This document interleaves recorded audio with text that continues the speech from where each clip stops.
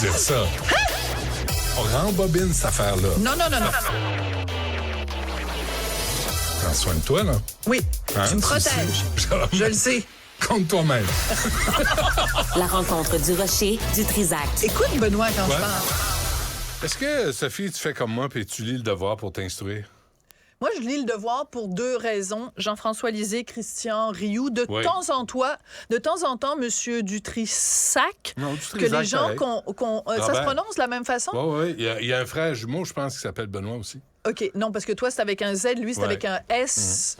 Donc, il y a quand même de très bons reporters et de très bons chroniqueurs au devoir. Certain. Mais Émilie Nicolas, qu'est-ce que tu veux que je te dise? C'est comme une caricature mais je pense que, mettons, si on voulait faire un bye-bye pour faire une caricature de ce qui se passe au devoir, on n'aurait même pas besoin de faire quelqu'un qui limite, on aurait juste à prendre ses chroniques, puis ses textes, puis ses tweets, puis ce serait déjà une caricature. C'est lumineux, ces chroniques. Là.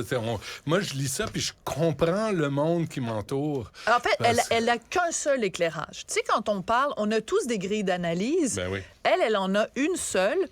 Et elle analyse tout en fonction de sa grille d'analyse qui est c'est sexiste et c'est xénophobe et c'est islamophobe et c'est raciste. Alors, exactement. elle en a donné un bon exemple à 11h11 aujourd'hui.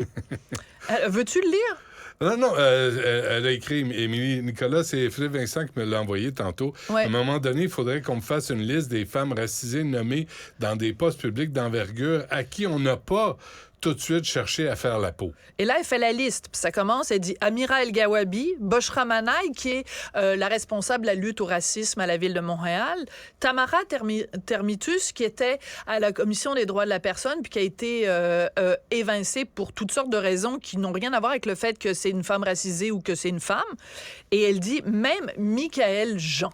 Donc, autrement dit, tout ce que ces femmes-là ont en commun, c'est... Bon, tout ce que ces personnes-là ont en commun, c'est que ce sont des femmes et qu'elles sont racisées, mais c'est une expression que je déteste. Ce sont des femmes issues de différentes communautés culturelles.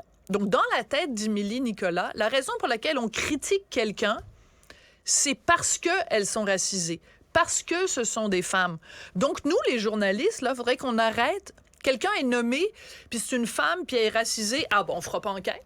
Ben, en fait, On n'ira pas chercher des poux. Faudrait que tu aies l'approbation d'Émilie Nicolas. Ben voilà, on va l'appeler avant. Elle va nous fournir sa grille d'analyse et les personnes qu'on peut critiquer et les personnes qu'on ne peut pas critiquer. Voilà. Et c'était écrit dans le ciel qu'à partir du moment où Mme Amira El-Gawabi allait être critiquée, qu'il y allait avoir des gens qui allaient dire, parce qu'Alexandre Boulris, par exemple, du NPD, a dit « on s'en prend à elle parce que c'est une femme ». Ben oui. Mais je veux dire, mais ça Alexandre veut dire... Boulris, c'est le valet du Parti libéral. Là. Il n'est même plus au NPD. Tu peux pas être plus libéral qu'Alexandre Boulris. C'est gênant. Et il est le seul au Québec, puis il va réaliser qu'il sera plus le seul. Ben, il faudrait peut-être que les Québécois s'en souviennent aux prochaines élections. Il faudrait, oui. Parce que c'est pas la première fois. On a la mémoire courte. Ouais. Mais tout ça pour dire que moi, comme femme, là, ça m'insulte que chaque fois qu'une femme se fait critiquer, qu'il y a quelqu'un qui lève la main en disant « Oui, mais là, vous la critiquez parce que c'est une femme. » Non, on a le droit de dire à propos d'une femme qu'elle a pris des mauvaises décisions. On a le droit de dire à propos d'une femme qu'elle est incompétente. On a le droit de dire à propos d'une femme « Tu viens de dire une niaiserie. » On a le droit mais Michael de dire Jean, ça. Là, tu me disais ça, donc oui. Tantôt, tout le monde avait applaudi. À sa nomination. Le choix de Michael Jean, absolument. Puis son histoire qu'elle était indépendantiste avec Daniel Lafont, tu dis, bon, ben elle a changé de camp, puis fin de l'histoire. Tu sais, ça arrive. Oui, puis après, quand on lui a reproché sa déclaration sur l'eau chaude, oui, mais à la délégation, vous comprenez, il n'y a pas d'eau chaude. Bon, elle avait fait cette déclaration-là qui avait beaucoup fait rire, mais c'était le ridicule de la situation de cette femme qui se plaignait qu'il n'y avait pas des toilettes appropriées dans son espèce de palace, et l'affaire du piano aussi. Là, selon Émilie Nicolas, on est en train de dire que la raison pour laquelle Michael Jean a été critiqué pour ses dépenses c'est parce que c'est une femme, parce qu'elle est d'origine haïtienne. À un moment donné, il faut arrêter. Il faut arrêter de constamment apposer cette espèce de grille. Mais je savais pas que Dominique, comment elle s'appelait? Julie Payette était racisée aussi. Alors voilà, alors ça c'est un bon exemple qu'on pourrait donner à Émilie Nicolas. S'il y a quelqu'un qui s'est fait varloper et qui d'ailleurs a été obligé de quitter sa fonction de gouverneur général, c'est bien Julie Payette, avec ses dépenses, avec son attitude absolument exécrable selon les rapports des journalistes.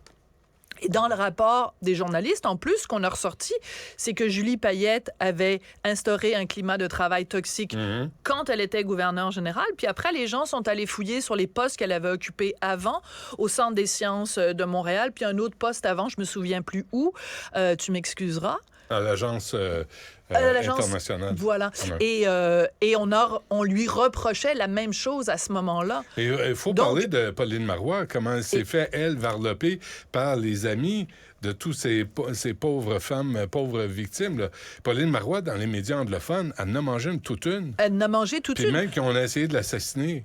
Ben voilà. Alors, et ça, Émilie Nicolas, ça lui elle échappe. n'en tiendra pas compte. Et les propos d'El Gawabi à l'endroit du Québec, là, puis les propos de Bokraim Manaï, là, comme quoi on est des suprémacistes, il y a des limites à se faire baver dessus. Puis ça, Émilie Nicolas, ça a l'air à faire son affaire. Mais c'est absolument hallucinant parce que ça veut dire, en effet, tu as raison dans les propos de Boshra Manaï. Ça veut dire que quand Boshra Manaï a été nommé, il aurait fallu que quoi? Que nous, les journalistes, on n'aille pas fouiller et qu'on ne ressorte pas cette déclaration-là qu'elle avait faite sous prétexte que c'est une femme racisée, donc on ne peut plus rien dire. Alors, c'est complètement hallucinant et je m'excuse, mais c'est notre devoir de journaliste, quand quelqu'un est nommé à un poste important, d'aller fouiller dans ses déclarations précédentes.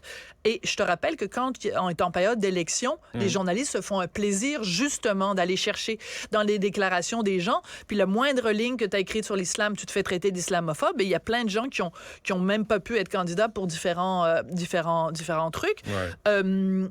Oui, on va aller... parce que tu as essayé sujet. d'acheter ton billet pour aller voir le spectacle à Ottawa. Hein? Oui, parce que hier, je vous parlais de ce spectacle le 17 février au Centre national des arts réservé aux Noirs. La presse affirme ce matin dans le journal, dans son journal, que non, que les gens comme moi qui ont crié au racisme, on a exagéré puis on a grimpé dans les rideaux pour rien.